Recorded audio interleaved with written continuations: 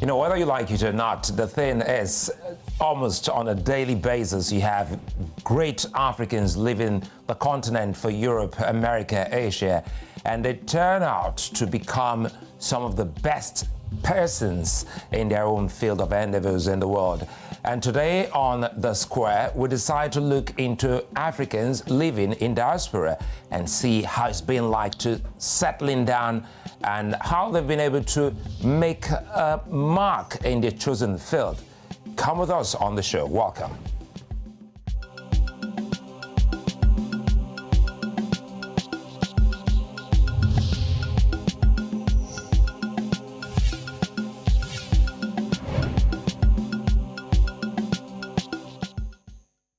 You know, the first time I watched that movie, I never knew that it was all about a Nigerian, an African.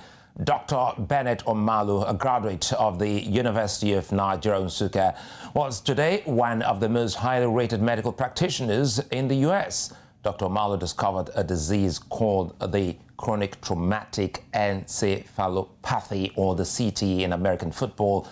That's a multi-billion-dollar sport, and he changed the nature of the game and saved the lives of many people. Now, like Dr. Omalu, many Africans are in the medical systems of foreign nations. In the United States, United Kingdom, Canada, the Emirati, Saudi Arabia, the African-American medical practitioners are in abundance. So African nations spend $4.6 billion training medical doctors who eventually practice in the US, UK, Australia, even Canada. Now, their absence, known as the brain drain, has affected the quality of the healthcare system on the continent. It has also ensured there is a wide, doctor-patient gap on the continent. Nigeria, Africa's most populous nation, has 4 doctors per every, wait for this, 10,000 patients. It is true in Kenya, but these countries lose many more doctors every year to the opportunities and remuneration of bigger countries. Now, Africa has a quarter of the global disease burden in the world, but holds just 2% of the world's total doctors. The continent's 1.3 billion population is the second largest in the world. The effect of this on the continent is unprecedented. It is age-long and has no solution in sight. As it hurts in the health sector, the pain is also felt in the security of most of the African countries. Some of Africa's best brains have left the continent to work as experts in foreign countries. They are police officers, preventive terrorism experts, military personnel, owners of private security firms. You see, the brain drain is widespread, and today many more are leaving Africa to take up opportunities abroad. It's not all rosy, as one may believe. Africans in the diaspora face racism, classism, colorism, and are edged out of positions they are qualified for. The choice is little, as motherland is not doing enough to keep her own. It is a conundrum. Welcome to the show. I'm Sulaiman. Well, joining me from the United Kingdom is Dr. Charles Anao Ame, co-director, WHO Collaborating Center for Research and Training in Maternal and Newborn Health. Good to have you join me this evening. And of course, pretty much later, Temitope Olodo, who's a preventive terrorism expert also in the UK, will be joining us later on the show. The good thing here, Dr. Ame, is first, I'm excited having you on the show. Thanks for your time. Great. And you're an experienced public health practitioner of many years in the UK. Now, a lot of Africans watching today would like to know the immediate prerogative of an average Nigerian doctor, pharmacist, or even scientist, in the UK. Well, thanks a lot for having me in your program. Me and a lot of colleagues who've come from Africa, from Nigeria, working in the UK, still have, a strong connection with things happening back home. And we seize every opportunity to mentor younger colleagues, links with our alma mater back in Nigeria, to help the little we can do to improve the system. There are quite complex issues that are involved, but I think the skills we have, the best way to use it to improve the lot of our people, we still maintain, those connections, and we have a strong association within ourselves, helping others who are new in the system, helping others who need to get through their training back home, facing a lot of challenges. I mean, you know how it is. I trained in a public university back in Nigeria, and I could count how many times we had strikes. You went to school, you knew when you were going to graduate. These days you start, you never know, because the strikes are just so many. And then when you look at the quality of the training, it's not as it used to be. So one of the things we can do when we're here is to, work with, our alma mater, professional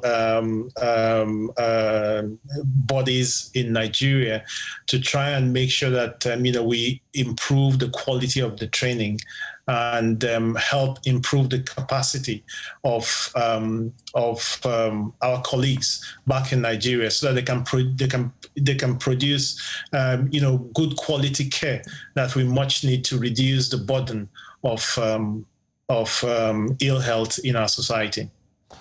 Listening to you talk, good thing. Temitope has just logged on. Good to see you, Temitope. We've actually started the conversation with Dr. Ame, who's also in the UK, like yourself. But again, let me continue with you before I go back to Temitope. Dr. Ame, the good thing here is that I can imagine the kind of excitement this brings for your alma mater, knowing full well that not just you, quite a number of other persons are still very, very well connected, to where it all began. How are they taking this now? I'm talking about, the authorities. There must be some kind of symbiotic relationship to making this work. Otherwise, it will be an exercise in futility.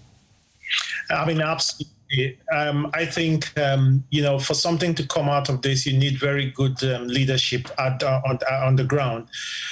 So there is a realization of, an added value by your sort of, by, someone who's graduated from your institution. They're away, but, they're not far away. They can help you think things through. They have experienced the system there and the system outside, and they can be a critical friend to help you improve in the quality of your training, your research, help push people to become better. So first, there's a realization that opportunity is there. There is a will to collaborate and to help.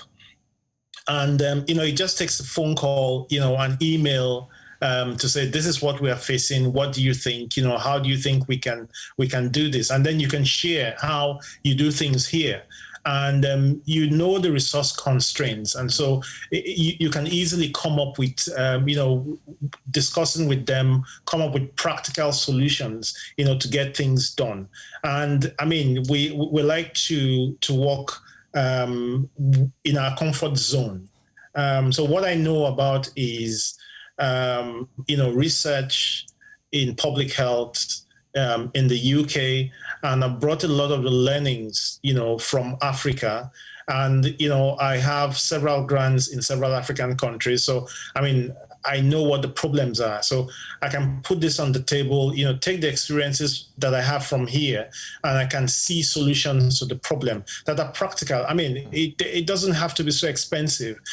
Half of the solution is having people who think that there is a solution. It is possible to make a difference, and you're nearly there. If you don't have the mindset of the can-do mindset, there's a solution, we can't find there's a problem, we can't find a solution.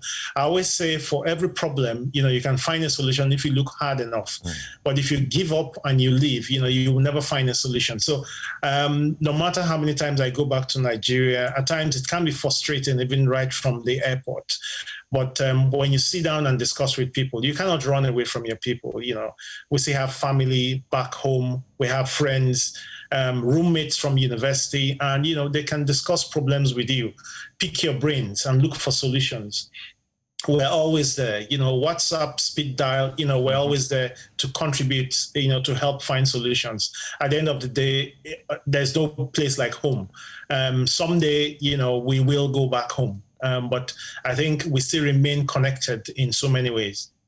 Well, the good thing is that that connection is there. Let me bring in Temitope here.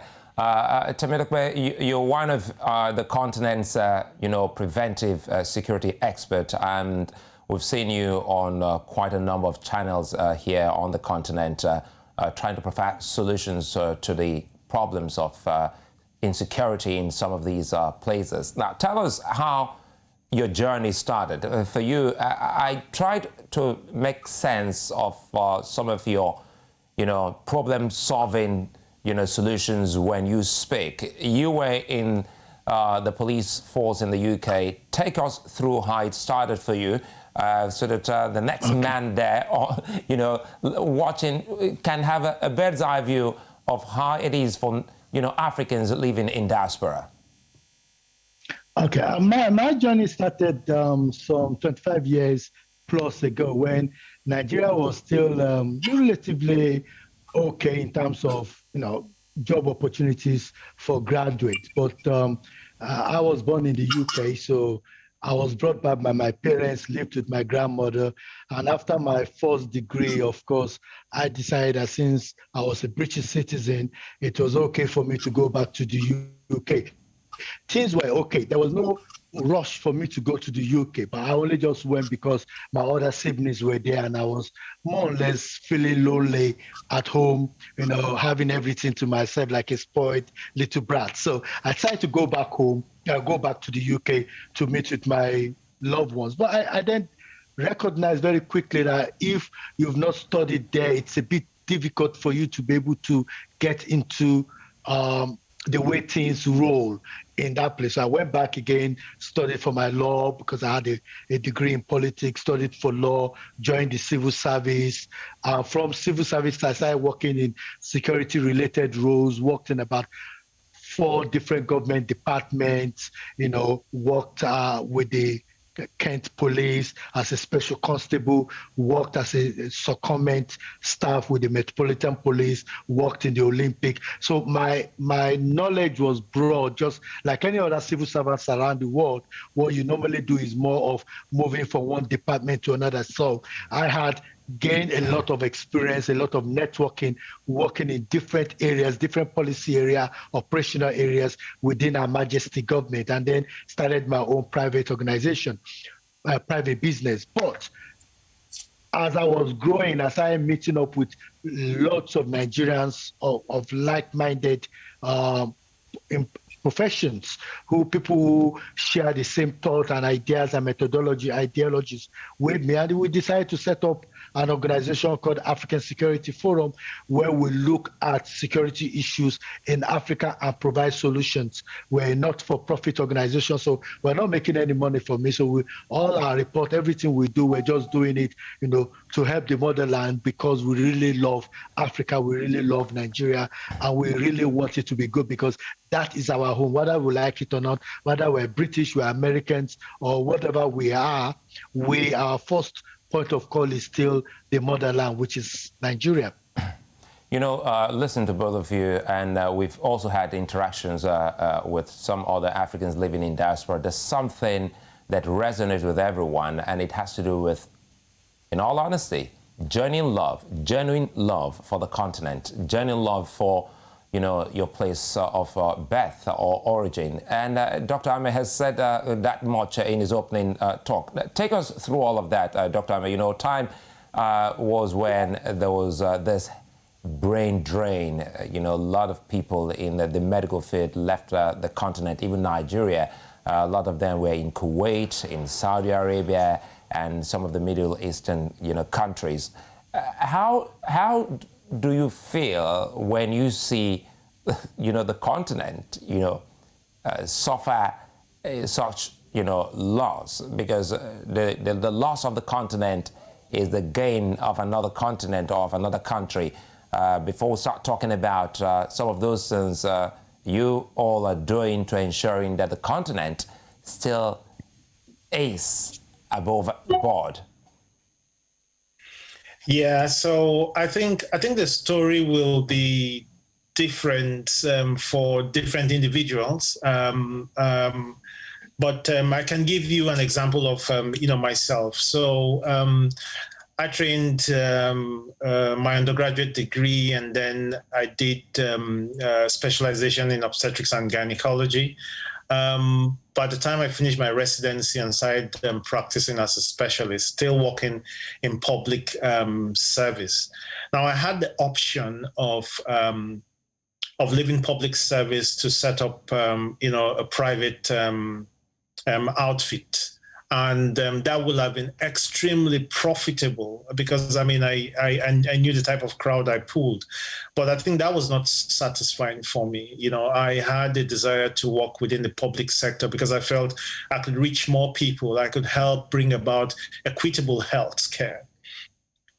But the system was absolutely frustrating. You couldn't get anything done.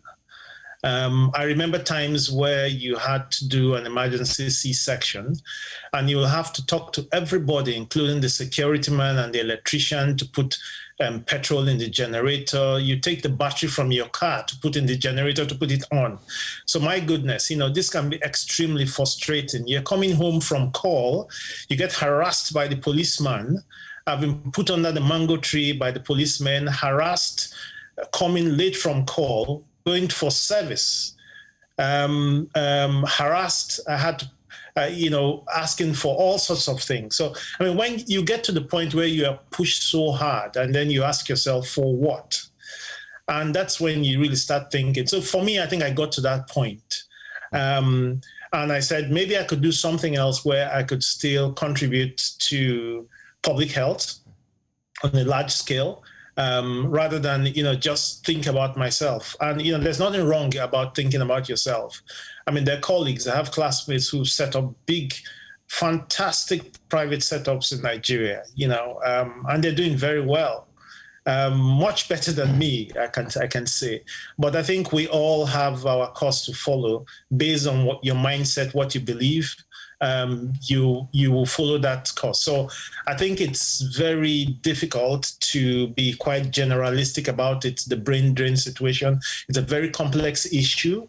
A lot needs to be done. It's not just about the salaries that people get and all of that, but it's also about the quality of life. And people have a choice, what has to be done. And also in terms of management, government can decide to have several policies that can help change things around.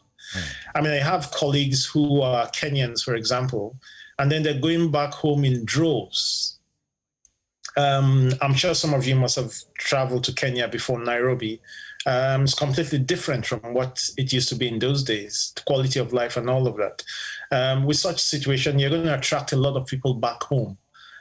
So I think the discussion about brain drain and the motivations to leave Nigeria, it's quite a complex topic. And I think each will have a particular perspective and a story to tell.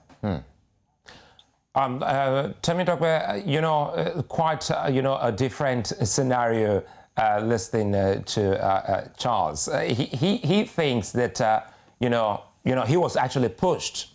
Unlike you, you were missing family, you were born there, and you had to move. Now, let's start talking about the things we do for our host community, which is one of the key reasons we're on this show, because Africa is proud of you all, and that is why we're talking about this. You know, they say bad news sells. We know that once in a while we have those very few people, very, very few, who tend to give the continent a very bad name. And that also bothers many Africans living in diaspora. Tell us, you know, the key things you have been able to do in your, you know, host community, to the extent that a lot of people, you know, they pause and they say, wait a minute, you're Nigerian, you're an African. There is a lot that we do, and a lot of people do not know that, especially within the diaspora and outside the diaspora, that we do to ensure safety and security within our community and to help the African PLC. So when I say African PLC, what I more or less talking about is the fact that there are things that we could do to project positive image of Africa. So we say when people among us, like the doctor, my doctor brother, you're talking, are excelling. One of the things we do is to make sure, one of the things we do is so that we promote what they are doing and how they're doing it. But more importantly, with all the challenges that we're having in the UK to do with gun and knife crime, you know, attacks in our community, we engage with local authorities, local police officers. You know, when you're talking about the vaccination issue, my organization, for example, have been involved in the forefront of vaccination amnesty, talking to UK authorities about recognizing the fact that there's a lot of Africans and Nigerians who do not have their correct documentations and who need to get this vaccination. So speaking behind the normal public space, engaging with government authorities to say, you know, you need to recognize the fact that, you know, there are a lot of people that are undocumented, that have medical challenges and that will need the vaccine. And we got a letter saying, yes, we're looking into that, we're addressing that. Those are not things that are in the public domain. Even when we have a family, for example, that their son was killed, you know, and we engage with the government to say there are certain things they need to change with regard to, you know, engagement with families of bereaved people, bereaved families. They took it on board. The Minister of State met with us, you know, the Prime Minister wrote to us. And these are things, and this is to show that we are engaging behind the scene on behalf of our family. And I know it's not just us alone.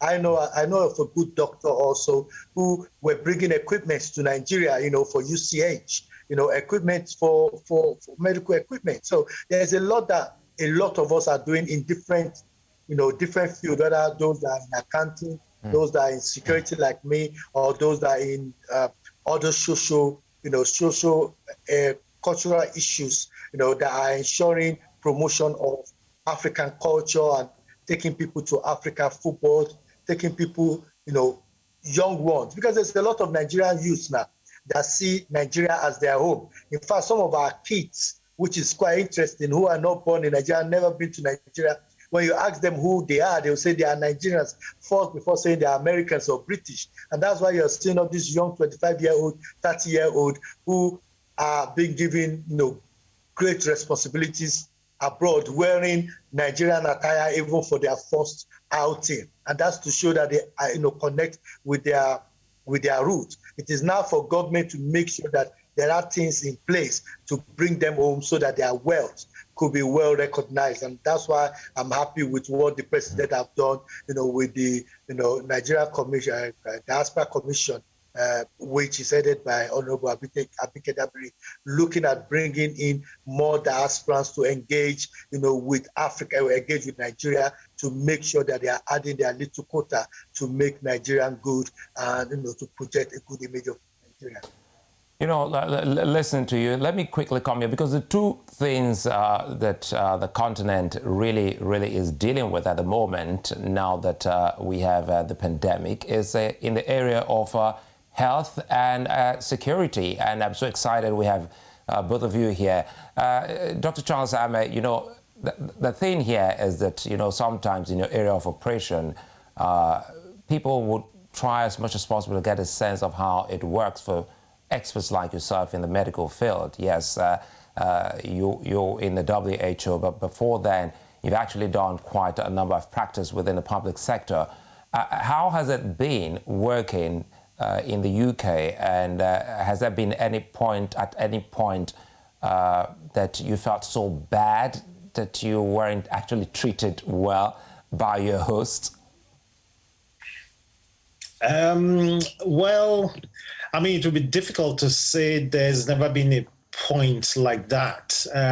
I think society being the way it is, you will have people who would, exhibit such, some prejudices, to yourself, either in the workplace or in the community. But I would say it's been quite minimal. I think it would be naive to expect that you will never have such challenges. You will have such challenges, but I think it's first of all knowing exactly who you are, what your rights are, and how you can, address those challenges rather than looking down and running away. And I think in academia or in the community, I think I've been able to handle that, very well. So all in all, I think whenever we have opportunities, to work, one of the things that people really appreciate that we bring in is our knowledge of healthcare within a low resource setting. What the challenges are, because if you look at health, by the time you aggregate all the health indicators together, what is dragging those indicators down is usually what is happening in low resource settings, and we're all striving to look for solutions so that if we improve the situation in low resource settings, then these overall health indicators start looking a lot better. So for example, the risk of death during pregnancy and childbirth in Europe is 1 in 6,500, whereas the risk of death during pregnancy and childbirth in Nigeria is 1 in 21. Now that is huge. But that does not mean that the risk in Lagos is the same as the risk in, somewhere in the far north. In fact, it's 10 times different. So it's a lot better in the southwest compared to the northeast, for example. So we begin to ask ourselves the questions, what contributes to this risk? So within the country, we need to bring things to parity, and then we need to improve the situation within the country. So I think some of the things that we bring into the picture is our knowledge of both systems, and we can begin to contribute to how we see improving the situation. It's not about trying to bring the NHS to Nigeria. That's beyond the point. It's impossible. The budget of the NHS is unthinkable, but there are low-cost solutions. But first of all, it's about good leadership. Health systems, you cannot improve health systems without good leadership. We need good leadership. We need to be prudent. We need to be accountable. And then we need to have a very good workforce, backed with adequate technology, drugs, and supplies. And then, to bring the confidence back in healthcare, so that, that poor woman, that poor family who probably do not have enough, to eat, they don't have to think about whenever they need healthcare. Do I want to? Should I go? Should I not go? Because of the way I'll be treated, or I'll have to use all my savings. I'll have to use the school fees for my child to pay for care. So we should be able to have a health system that removes that disparity and brings about equity in access to healthcare. And then with all the other elements in the health system, then we can make a difference. So I think some of these things, we know about it, and we can contribute working with partners. We have a very big group of Nigerians living in the diaspora. They are through various bodies, MANSAC, the RCOG, and we all come together mentoring junior colleagues in the UK, back at home, organizing medical missions. So we serve in examining boards of the various universities at no cost entirely. All is just to try and improve the quality. At your spare time, you do all of this. you sponsor yourself overseas on these medical missions to try and help as much as possible. As somebody outside government without that power, that is the least you can do. So some of these initiatives that Temitope just mentioned about from the government to try and get people in diaspora back to come and contribute. So I think such things should be stepped up so that people can feel comfortable to come back, either full-time, semi-full-time, to contribute on the ground. People are willing; they're absolutely willing to do that. But to come into so much insecurity, especially when you know of the contrary, I think a lot of people will struggle. The good thing is that you've been able to raise something talking about the world we live in today is a world of collaboration, is a world of partnership, and that is why whatever everyone is doing outside the continent, they also look into making the continent better.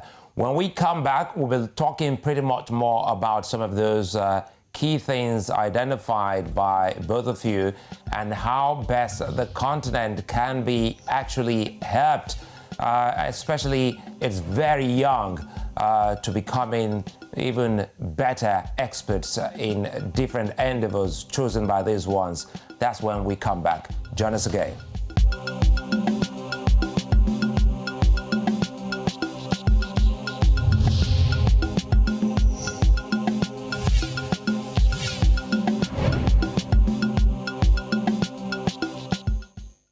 Well, good to have you join us again. If you just joined us, you're watching the VSA here on News Central Television. And today we're looking at Africans in diaspora.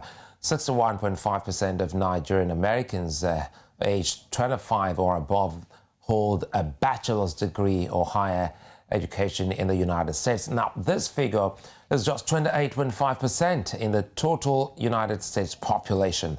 Harvard University also estimated that 1/3 of its black student population consists of Africans who recently immigrated or are of mixed parentage. In the UK, where Temitope and Charles are, there are 66,000 doctors from outside the EU, and at least 10,000 of them are from Africa, with Nigeria, South Africa, and Sudan having the highest numbers. Now, in the past 5 years, only 175 doctors have returned to their source countries after their specialist training in the UK. The reason is not far-fetched. In Canada, there are multitudes of South African health workers. The U.S. Army has a black population of 29.2% amongst its male personnel. Now, a good number of these are African immigrants, and it is the same in women. Africans are still traveling out of their countries in massive proportions to get educated and build families abroad. Now, for the continent and the countries that have spent billions to train these many people, well, it is an unbearable loss, but it is expected. Now, we're going now to looking at some of the key things that will make the continent better, now that we know that pretty much is being done by Africans living in diaspora. We still have Dr. Charles Ame and Temitope Omoalu, both of them in the UK, on this program. One can't question the intention that guides the reason for leaving the country, but what's the recompense for the source countries is the main discussed today. But now let's start talking about how to make the continent better. For both of you, Nigeria in this case. Let me start with you, Temitope. I know you have tried as much as possible to weigh in on security challenges on the continent, more so in Nigeria. And let's start talking about some of those things you should be expecting of the government of Nigeria to put it in place to making the country a better place and a safer country. We'll come back to Dr. Charles to give us his own perspective on the health sector. Thank you so much. I think let me be a bit selfish on that grant by highlighting that I think Nigerian government need to recognize that we're the 7th sub-region of Nigeria as we speak, with 17 17.5 million Nigerians out there who are highly educated with their children, who could add value and adding value, to the Nigerian economy through their remittance, which is over $20 billion, dollars. So, but Temitope, that's not being selfish. That's a fact, and it needs to be stated. More so when the country's deputy speaker thinks otherwise about Nigerians living in diaspora. So it's not being selfish. Spot on. Yeah.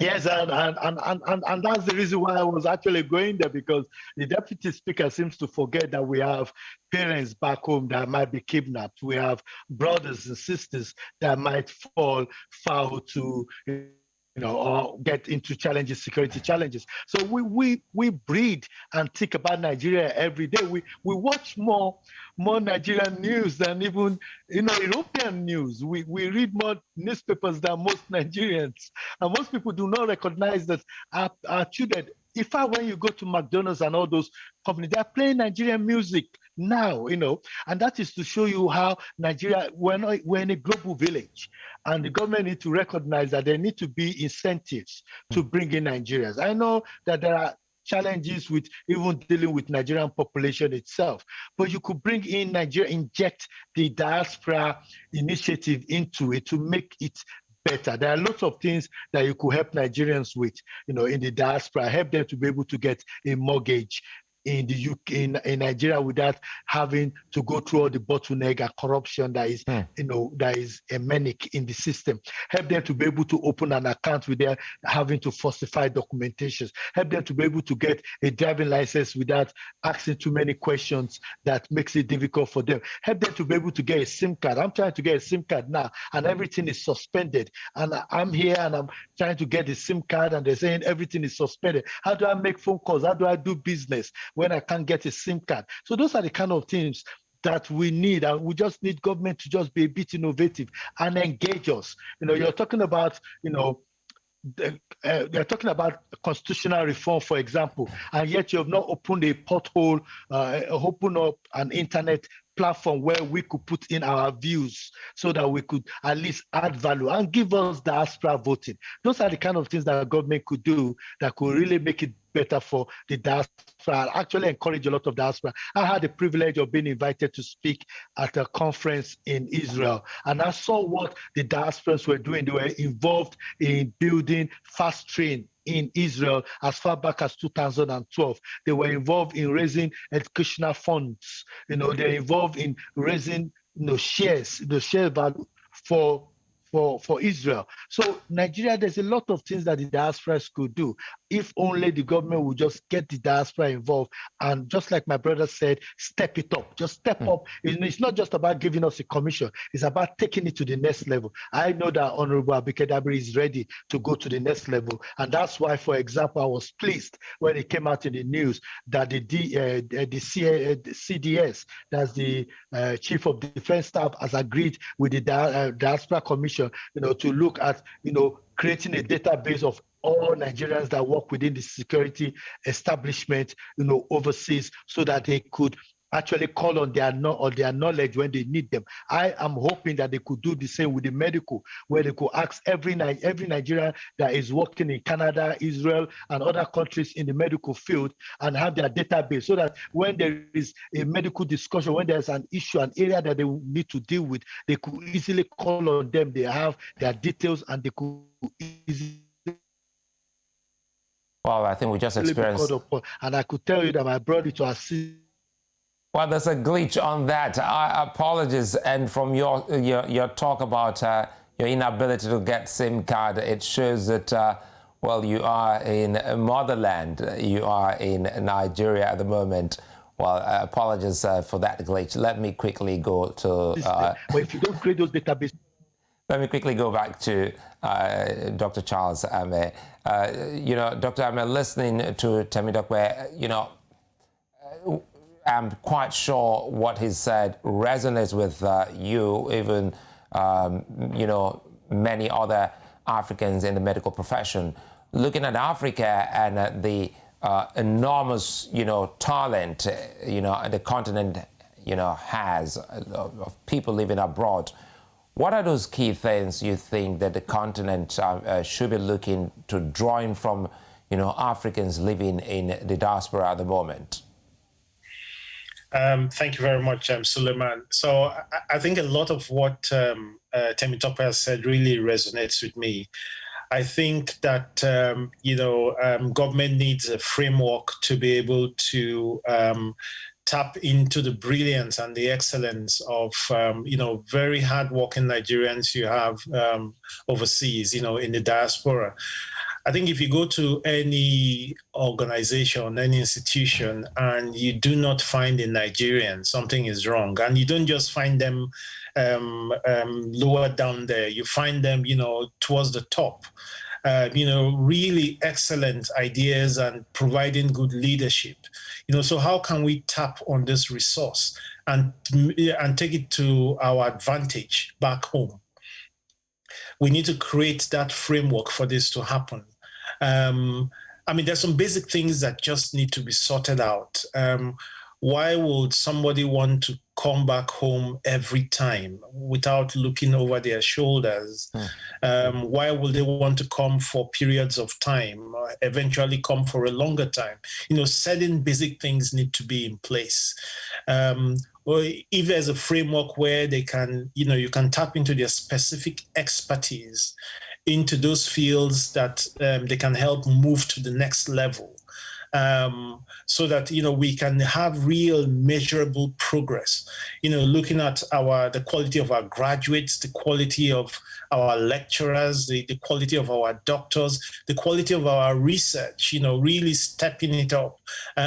You have all the best minds, working in world-leading institutions across America, Canada, in Europe, and we just need that framework that will make people believe that, well, you mean business, you are serious. And they want to help. They absolutely want to help. I like what Temitope said. Some of our kids who were not born in Nigeria, but they know so much about Nigeria. They're so proud to be associated with Nigeria.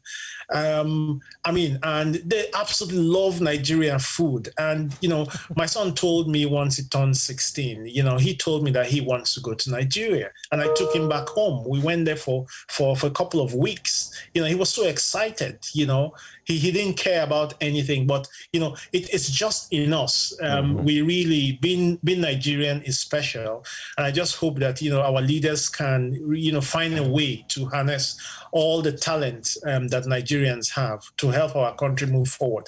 A lot of the issues are political. They will need a lot of political leadership and will, and you need that conducive environment. You need to show that you're serious, and then a lot of people will join hands and help.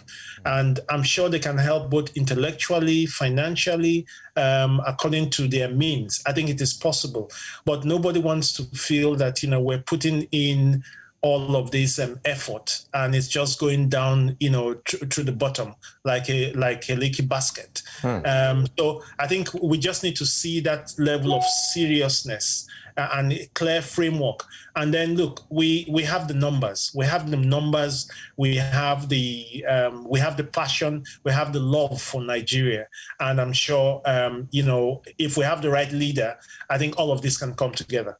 I'll tell you something for free, Charles and Temitope. I see truly Nigerians and Africans in diaspora, they have the love and the passion for the continent. It's becoming more easier to reach experts of African descent outside the continent to weigh in on some issues on television than people within the continent. And that, again, is because of the passion you all have. Temitope, while you were away, Charles made reference to something you raised about, that the same passion and fire we see in our children, even though some of them have never stepped foot on the continent. If you will, tell us, what are those things? How easy has it been for African parents raising children to the extent that they, on their own, look you in the eye and stop saying I'm from Africa and they mention the exact country where they're from? For instance, I'm Kenyan, I'm Nigerian, I'm Ghanaian. Is it some kind of deliberate teaching back home? the kids are seeing us and saying that their parents are actually passionate, just like our parents before us who, after studying, they left and came back to Nigeria because they were nationalists. Seeing us now getting, a lot of you'll be surprised and see them eating milk, cook. Well, another gain. I actually thought we were able to get. They want to eat like. Well, there's still a glitch there, Tamilokwe. Apologies. I think it looks like deja vu. I've seen this before, so apologies. Let me go back to. Charles Ame and ask the same question. So, as a medical expert, perhaps you should be able to get us around this. What do you parents do to making these, beautiful minds, think of Africa even when they haven't actually come to Africa? Well, I'll tell you my own experience from, the kids I see around. First of all, they find the culture quite interesting and entertaining. These guys know so much about Nigeria culture, music, entertainment, Nigerian entertainers. They follow everything on YouTube and all of that. And it gives them a laugh and they have a sense of belonging and association. And they very proudly would tell you, first I'm a Nigerian before I'm anything else. But they've not stepped foot in Nigeria. And when we go for events in the UK where, we all come together, once in a while for either a conference or social outings and all of that, the way they interact with each other. And, they talk about Nigeria as if, they know the place. So this is like second generation, isn't it? Mm-hmm. And, it just tells you that, there's a big opportunity here. Nigerians overseas are not lost. They're not lost at all. They're still very tied to what is happening in the country. And I don't think it's about... first of all, you will bring your children up, within, how you were brought up. So those values, those core values of respect, hard work,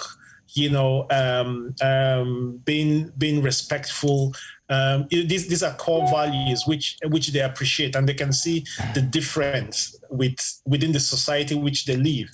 So when they meet each other outside, they can identify, they can tell straight away, surely your parents must be Nigerian because of, the way, they show respect, the way they behave, how hardworking they are.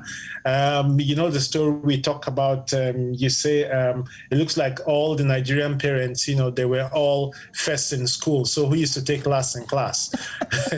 So those kind of jokes, you find kids talking about that, but it just tells you about the work ethic that, we grew up with. And, this has been passed on to kids as well. And they really value it because, they can look all around them within the society they are. While they're grateful for the opportunities, I think they still remember, about hard work and discipline and being respectful. So I think these are things that Nigerians can keep passing on, to their kids. And when they have opportunities to mentor younger Nigerians who are trying to get into the system, find their feet, these are things as well that you pass across to them. Remember who you are, remember where you're coming from. And if you have that in mind, you're going to go very far. Let's close on this. Already you're doing, very huge, things for the continent. Do you see yourselves coming back to help your country at any point in time? Now we're talking about maybe coming back to settling down or doing, that from your base in the UK. At the moment, a lot is going on. I was deliberate in terms of the type of my areas of focus in terms of public health research. It's in Africa. Most of my work is in Nigeria and Kenya. And, my work centers around, building that capacity for research and for service delivery to reduce the burden of ill health amongst women and newborns. I also do some work on a voluntary basis with the Africa CDC, where I've joined the Africa CDC Task Force on COVID-19. Case management group, and conducting a lot of activities around Africa to help our response, surveillance, case management, training, capacity building, vaccines and all of that. So a lot of work is going on in that regard. Also, a lot of voluntary work going into, like I mentioned previously, in terms of contributing to training and building research capacity within the continent.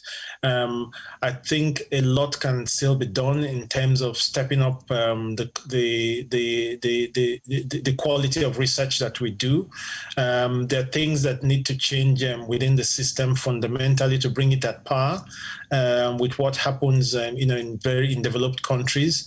But I think once the opportunity is there, I think we will continue to contribute in that regard.